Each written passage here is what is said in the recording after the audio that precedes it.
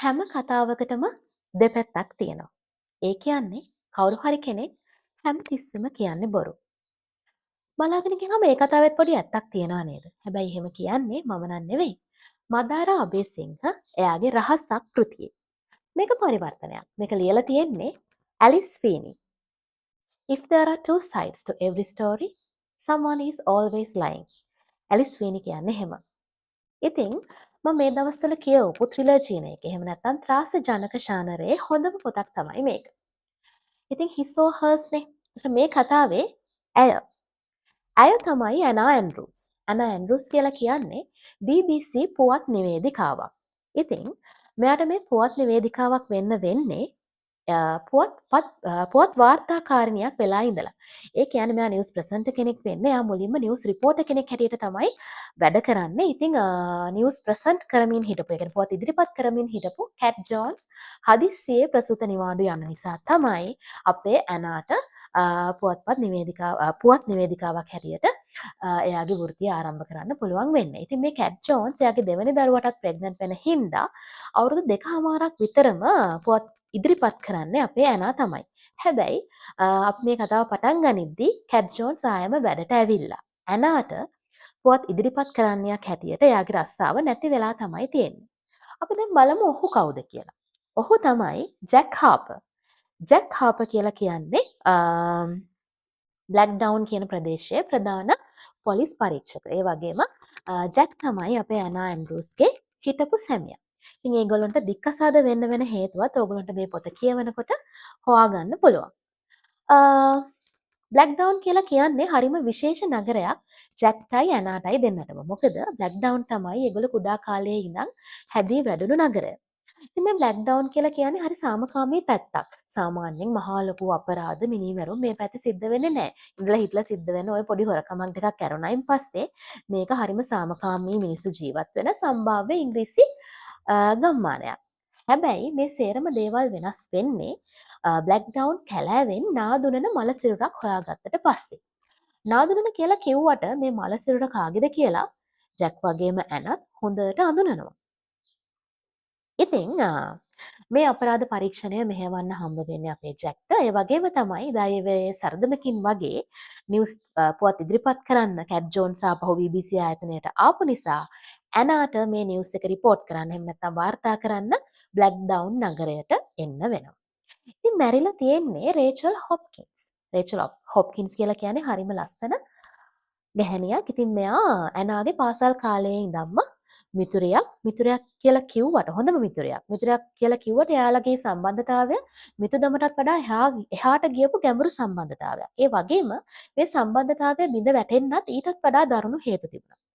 ඒ වගේම ජැක්ට රේචල් එක තියෙන වෙනමම ගනුදෙනුවක්. ඉතින් ඒක මොකද්ද කියලා බලන්න නම් ඕගොල්ලන්ට මේ පොත කියවන්න වෙනවා. කොහොම නමුත් මේ රේචල්ගේ මිනිමැරුම හරිම විශේෂිත එකක්. මොකද මේ රේචල්ගේ මිනියේ දිවේ ගැට ගහලා තියෙනවා ෆ්‍රෙන්ඩ්ෂිප් බෑන්ඩ් එකක්. ඒ වගේම තමයි එයාගේ නියපොතු ටික සේරම අක්‍රමවත්ව කපලා දාලා තියෙනවා. ඒ වගේම එයාගේ මිනියේ සපත්තු දෙකක් හම්බ වෙන්නෙත් නැහැ. එයාගේ නේල් පොලිෂ් වලින් රතු පාට නිය ආලේපන වලින් two faced කියලා ලියලා තියෙනවා එයාගේ නියපොතු වල. ඊටත් වඩා පුදුම වැඩේ කියන්නේ අර රේචල්ගේ සපත්තු දෙකයි, ඒ වගේ මෙයාගේ අර අක්‍රමවත් විදිහට කපලා අයින් කරලා තිබ්බ නියපොතු කෑලි ටිකයි රේචල්ගේ දුරකථනයයි හම්බෙනවා ජැක්ගේ කාර් එකේ තිබිලා. මම හිතන්නේ කාට හරි ජැක්ව මේ මිනිමැරුමට පටලන්න ඕන වෙලා තියෙනවා. ඉතින් මේක එක මිනිමැරුමකින් කෙලවර වෙන්නේ නැහැ. හෙලන් වෑන්, සොයි හාපර් කියලා කියන්නේ ජැක්ගේ සහෝදරිය. ඒ වගේ මේ දෙන්නට අමතරව අපි තව හොඳටම දන්න කෙනෙක්ටත් මේකෙදි මිය යන්න සිද්ධ වෙනවා. ඉතින් ඒ කවුද කියලා දැනගන්න නම් ඉතින් ඕගොල්ලන්ට මේක බලන්නම වෙනවා. නැත්තම් මම ඒක කිව්වොත් එහෙම ඕගොල්ලෝගේ කුතුහලය නැති වෙලා යන නිසා. හැබැයි මේ මැරිච්ච හැම කෙනෙක්ටම මේ මරණය සඳහා එක පොදු හේතුවක් තියෙනවා. මේ ඔයගොල්ලෝ ඔක්කොමලා මම අර කලින් කිව්වා වගේම රේචල් වගේම මේ හැම කෙනෙක්ම ඇනාගේ පාසල් කාලයේ මිතුරියෝ. එකම සර්කල් එකේ කට්ටිය තමයි මේගොල්ලෝ. ඉතින් මේ ගොල්ලොන්ගේ මේ මරණ සඳහා පොදු එක හේතුවක් තියෙනවා, එක දරුණු සිදුවීමක්. මේ දරුණු සිදුවීම සිද්ධ වෙන්නේ ඇනාගේ 16 වෙනි උපන්දිනයේ දවසේ. ඉතින් මේ සිදුවීම නිසා මේ හැම කෙනෙක්ටම ජීවිතෙන් වන්දි ගන්න වෙනවා වගේම මේ ඒ කාලේ මේ සිද්ධ වෙච්ච සිදුවීම නිසා තමයි ඇනා බ්ලැක්ඩවුන් නගරය අත්හැරලා යන්නේ එයාගේ කුඩා කාලයෙන්ම. එයා ඒ තරමටම මේ නගරය ගැන එයාගේ පාසල ගැන කලකිරෙනවා ඒ සිදුවීම හින්දා. ඉතින් මේ බර්ත්ඩේ පාටි එක දවසේ මේ යාළුවෝ පස් දෙනාගේ ගත්ත ෆොටෝ එකකුත් තියෙනවා. ඉතින් මේ ෆොටෝ එකේ හැම මැරණයක් ගාවදීම මැරිච්ච කෙනාගේ මූණ කතරකින් කපලා දාලා මේ ෆොටෝසුත් ඒගොල්ලන්ගේ මරණය අවටින් හොයාගන්න හම්බ වෙනවා.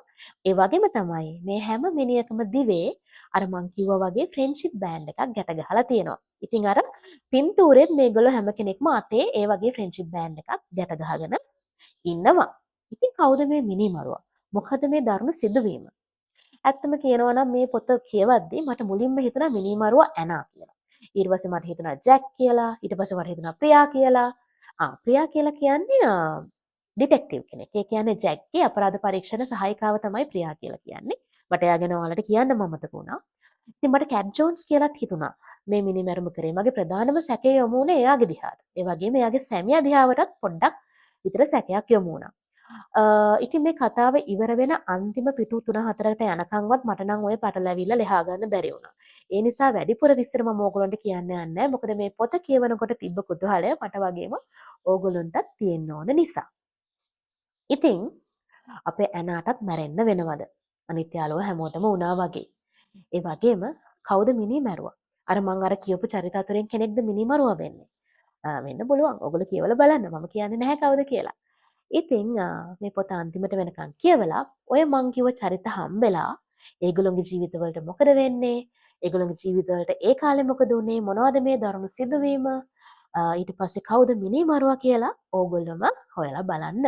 ඉතින් මේ පොත මං කියන රහසක් කෘතිය His and Hers. මේ කෘතිය ඇලිස් ෆීනිගේ. ඇලිස් ෆීනි කියලා කියන්නේ අති දක්ෂ කතුවරියක්. එයා ලියපු පොත් ලෝකෙ පුරා භාෂා 25කට විතර පරිවර්තනය වෙලා තියෙනවා. ඒ වගේම මෙයා BBC මාධ්‍ය සේවයේ මාධ්‍යවේදිනියක් හැටියටත් වසර 15ක කාලයක් වැඩ කරපු කෙනෙක්. ඒ නිසා වෙන්න ඇති මේ පොත හරිම ගොඩක්ම සාර්ථක, හරිම රියලිස්ටික් වෙලා තියෙන්නේ. ඒ නිසා මම ආයෙම කියනවා මං කියවපු ත්‍රිලර් ජීන එකේ හොඳම පොතක් මේ දවස්වල තියෙන. ඉතින් ත්‍රිලර් කියවන්න කැමති කට්ටිය අනිවාර්යෙන් අරගෙන කියවන්න රහසක් His and Hers. ඉහින් එන්නම්.